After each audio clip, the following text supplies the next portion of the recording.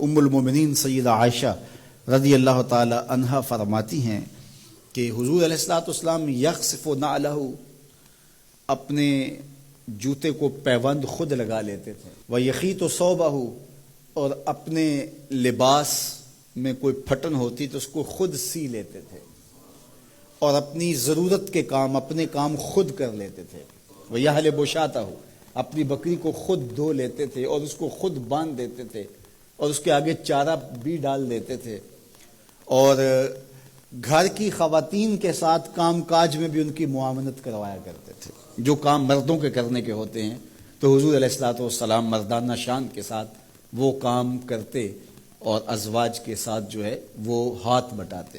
ام المومنین فرماتی ہیں گھر ہوتے تو ہمارے ساتھ کام کاج میں حضور ہماری مدد فرماتے، اور جو ہی اذان ہوتی تو حضور جلدی سے مسجد میں تشریف لے جاتے۔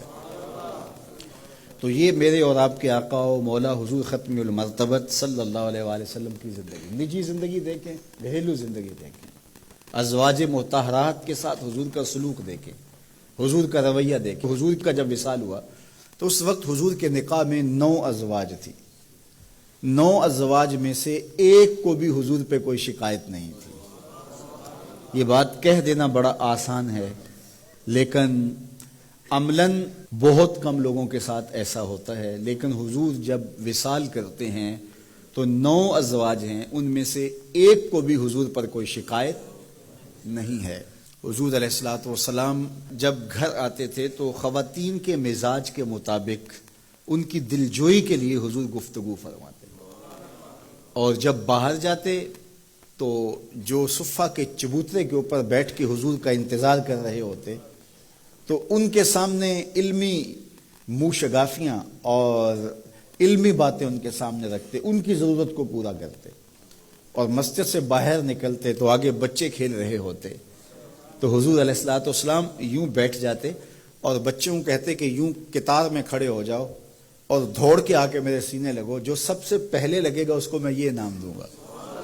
تو بچے دوڑ کے آ کے حضور سے لپٹتے، کوئی سینے سے لپٹ جاتا، کوئی کندھوں سے لپٹ جاتا، اور آقا کریم ان سے شفقت فرماتے۔ تو بچوں کے ساتھ حضور علیہ السلام کا رویہ یہ خوبصورت، بچوں کو سلام کرنے میں پہل کرتے۔ تو یہ میرے حضور کا دیا ہوا نظام ہے۔ یا کلوا مع خادم، حضور نوکر کے ساتھ کھانا کھانے بیٹھ جاتے تھے۔ حضور علیہ الصلوۃ والسلام لوگوں کا جھوٹا بھی لے لیتے تھے۔ یہ حضور کا خوبصورت رویہ۔ تو یہ تھا حضور کی سیرت کا وہ جمال اور حضور کی سیرت کا وہ رنگ۔ آپ اپنے ساتھیوں کو ترجیح دیں، پہلے ان کو پیش کریں اور ان کے ساتھ بیٹھ کے کھائیں، ان کا جوٹا لیں۔ مومن کے جوٹے میں شفا رکھی گئی ہے۔ تو یہ مسئلہ اوروں کے لیے نہیں ہے کہ پیر صاحب کے جوٹے میں شفا ہے، مرید صاحب کے جوٹے میں بھی شفا ہے۔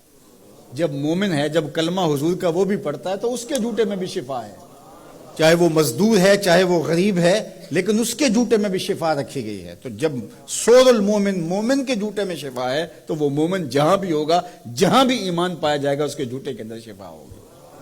تو حضور نے 71 آدمیوں کا جوٹا لیا، کونین کا سردار ہو کے، اللہ اکبر، عرشوں کا راہی ہو کے، نبیوں کا سردار ہو کے، شہنشاہوں کا شہنشاہ ہو کے 71 آدمیوں کا جوٹا لے رہے ہیں۔ تو یہ حضور کی سیرت کے رنگ ہیں۔ تو آقا کریم علیہ الصلوۃ والسلام کا بتایا ہوا طریقہ، حضور کا طرز زندگی ہم اختیار کریں۔ تو اپنے کام خود کرتے تھے، اور جب حضور کسی مجلس میں ہوتے تو مختلف لوگ مختلف کاموں میں ہوتے تو حضور الگ نہ بیٹھے رہتے، حضور بھی کسی کام میں شامل ہوتے۔ ایک سفر پہ جب پڑاؤ ہوا تو کوئی جانور ذبح کرنے لگا، اور کوئی چولہا سیدھا کرنے لگا، اور کوئی اور کام کرنے لگا، تو حضور بھی ایک سمت چل دیے۔ تو لوگوں نے کہا حضرت آپ کدھر جا رہے ہیں؟ فرمایا علیہ جم الحطب، میں لکڑیاں اکٹھی کر کے لاتا ہوں۔ تو عرض کی حضور ہم کس لیے، ہم نوکر ہیں آپ کے۔ تو حضور نے فرمایا میں یہ پسند نہیں کرتا کہ لوگ کام کریں اور میں معتبر بن کے بیٹھا رہوں۔ نبیوں کے امام ہو کر کے حضور نے بتایا کہ ہم اپنے کام خود کرتے ہیں۔